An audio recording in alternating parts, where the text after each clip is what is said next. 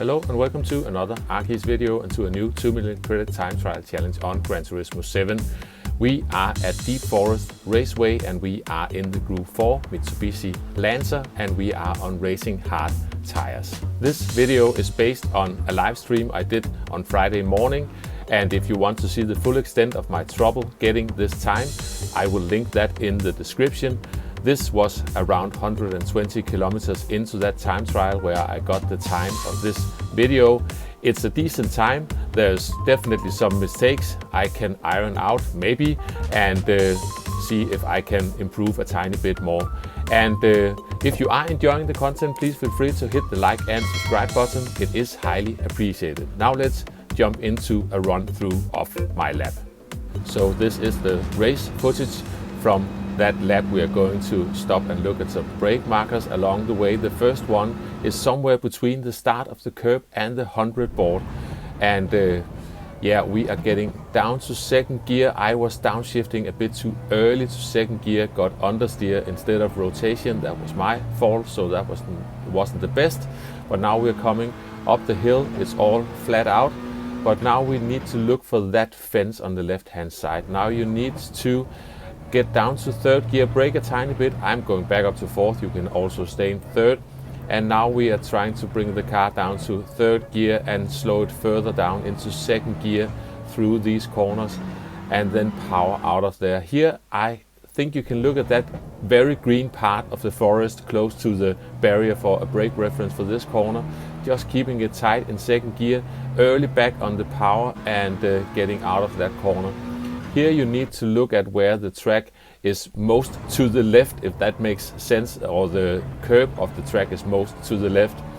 And yeah, coming down the hill. Now we are using this wider part of the tarmac as a brake marker, bringing the car down to second gear, trying to be as early on the power as possible, getting the car rotated before the corner and then get back on the power.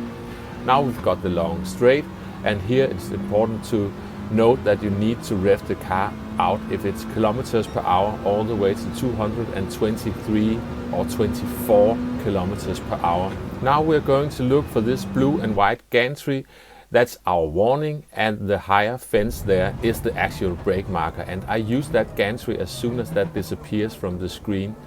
All the way down to first gear, accelerate a bit in first gear, that's really important. Then up to second gear and just power down the straight. It's a bit tricky, that hairpin, but that four-wheel drive really makes the car grip in first gear when you are at the apex, if you get it right. And we are powering, finding that 224 kilometers per hour once again, and we are across the line in a 133.747. That is exactly 1 second slower than the P1 time at the moment. And we are going to run through the lap in chase cam. This is the replay footage, so the brake inputs will be slightly delayed on this one. But yeah, you can see that early downshift to second didn't help me. I had Susie Q in my live stream and she pointed out downshift later to second gear. So I need to get back and see if I can do some of this stuff a bit better. Down to third gear, just trying to get the car slowed down and not run too deep into any of these corners. And yeah, just trying to keep it tight very early on the power if possible, and braking right at that edge of the corner and just letting the car coast. As you can see, my car actually had a small twitch there, so I definitely lost some time. But now we are getting an okay run out of that corner. I think I actually skimmed the rev limiter as well. So as mentioned, plenty of small things to try to iron out. And on the live stream after I got this lap, I tried to continue, but then I went into that brain melting phase where I didn't really get anywhere, and then I had to end the stream because of real life stuff happening.